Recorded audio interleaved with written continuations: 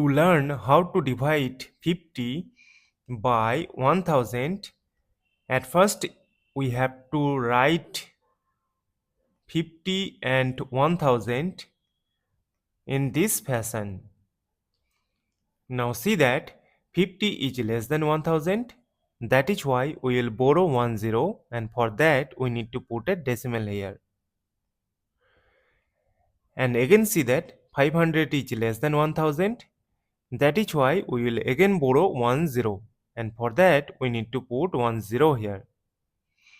Now we know that 1000 times 5 is equal to 5000. Subtract, we get a 0. As we have got the number 0, so we will stop. Therefore, 50 divided by 1000 is equal to 0.05. And this is our final answer. Thank you for watching. Please like, share and comment on the video. Also do subscribe the channel.